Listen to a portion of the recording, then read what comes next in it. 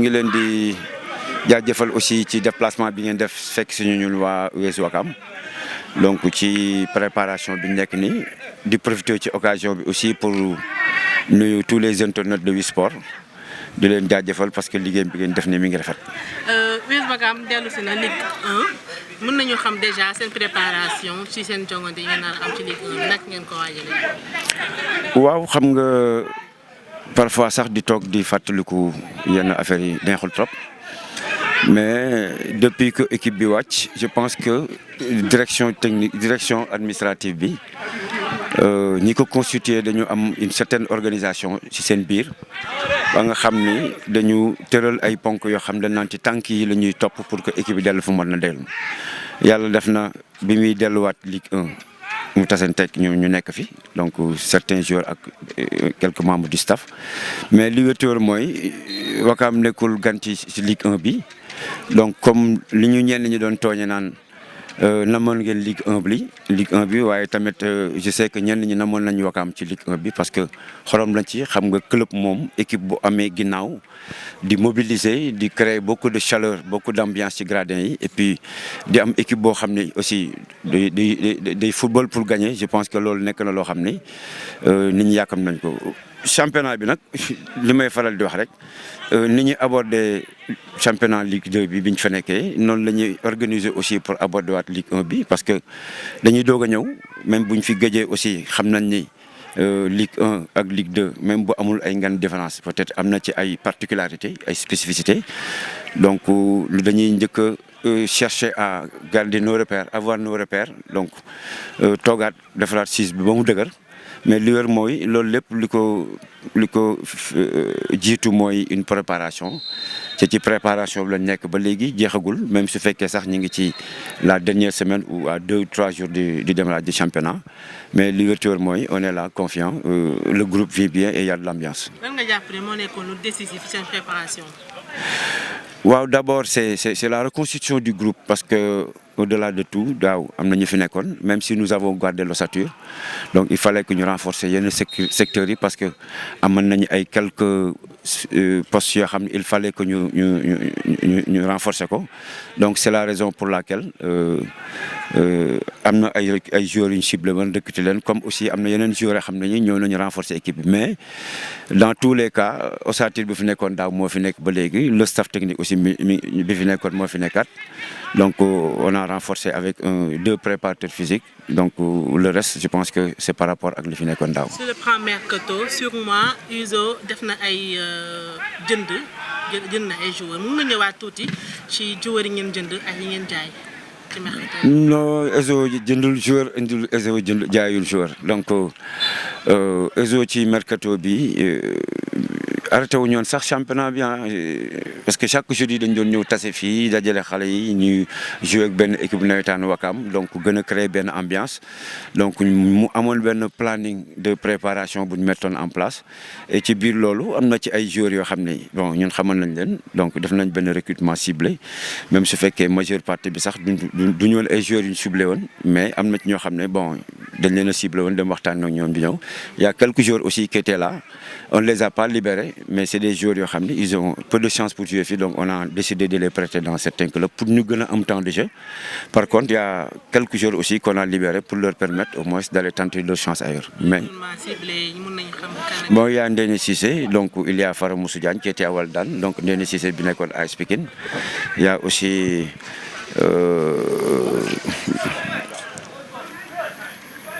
Idrissa Mbaye mii di romb nii donc mu nekkoon Jaraaf donc voilà quelques joueurs yoo xam ni on les a ciblés donc bokkoon na ci liste bi ñu corsé woon pour mën leen a indi Ouakam ñëw nañu je pense que ils ont commencé à s'adapter parce qu'ils ont intégré le groupe. mën nañu jàpp ne Moustapha Seck am na effectif bu ko doy ci saison bi. vous savez ñun man damay am habitude di wax ni sama groupe toujours dinaa bàyyi ñaari place yoo xam ne su ma gisee ay jinne ñu mot la ko une équipe ne peut jamais être complète il y a toujours un travail à parfaire mais comme ni ñuy waxee rek jigéen moom ci lim am noonu lay duggee marché. Donc on a un groupe, on va s'adapter par rapport à leur qualité, s'organiser aussi, mettre en place une organisation tactique par rapport aux qualités du jour. Tu vois le mercato là yam Moustapha Seck fi nga ko doon dégg ci naan day dem du dem finalement mu décidé toog lan moo waral nga toog ak fii ci club bi. Vous savez bi ma gisee affaire bi ma lire ko ci journaux yi le matin dama ñëw fii jour di ma xool xam nga certaines informations si on veut être vraiment professionnel on doit avoir même si on cherche à avoir la primeur de l'information on doit vérifier la véracité de l'information. Dommage. J'ai discuté avec le journaliste qui a sorti l'information, mais je n'ai jamais eu de contact avec un dirigeant d'un club, quel qu'il soit. Parce que aussi, à un certain moment donné du championnat, on était plus préoccupé par notre montée, parce qu'on était sur un bon chemin. Donc, à un moment donné, on s'est dit que yenn wax yi daf ñuy perturbé. Donc, même si ce journaliste il n'a pas été très professionnel, parce que avoir une certaine éthique, une certaine déontologie, c'est au moins avoir la véracité de l'information avant ñu koy génne. Mais malheureusement, on a été aussi très posé. On a géré. C'était une information. Fake news, c'est une information erronée. C'est un journaliste qui l'a sorti. Malheureusement, ce journaliste-là, je le croyais être très professionnel, mais il ne l'a pas été. Mais on s'est parlé, il s'est excusé et j'en passe. Mais c'est le moment où l'information a été diffusée qui n'était pas propice, qui n'était pas opportun parce qu'on était sur une phase extrêmement sensible du championnat. Donc il fallait qu'on ne soit pas déjoué ou déconcentré de notre objectif. Moustapha Seck dafa mel ni gis na li nga xam ne nii moo ko gën a neex ci Ouakam ba mu fas yéene toog. Vous savez, moi je me dis toujours que un entraîneur moo jigéen la koy am jigéen bi moom boo ko takkee teg ko ci kër mettre ko dans des conditions du mos a fay du mos a ñaan baat. Donc aujourd'hui je suis avec une direction administrative qui avait envie de travailler avec moi parce que ça fait des années. J'avais même discuté avec le président qui était là-bas, mais malheureusement en ce moment j'étais en contact avec d'autres clubs. Mais quand j'ai vu que effectivement cette direction administrative, cette direction du club a de l'ambition, veut faire quelque chose, donc ils ont voulu avoir quelqu'un à la hauteur de leurs ambitions. Et voilà. Le mariage. Non, ce n'est même pas un problème d'argent parce que moi j'ai eu des propositions où ce que vous me proposez était supérieur par rapport à ce que je perçois. Donc ce n'est pas d'abord une question de... Parce que je l'ai dit récemment quand j'ai été nommé comme meilleur entraîneur, j'ai dit le mérite et vraiment le plaisir revient aux joueurs, d'autant plus que si j'avais des joueurs de baby-foot, on n'allait pas pouvoir travailler pour être consacré. Moustapha Seck spécialiste monté loolu lan la lay def.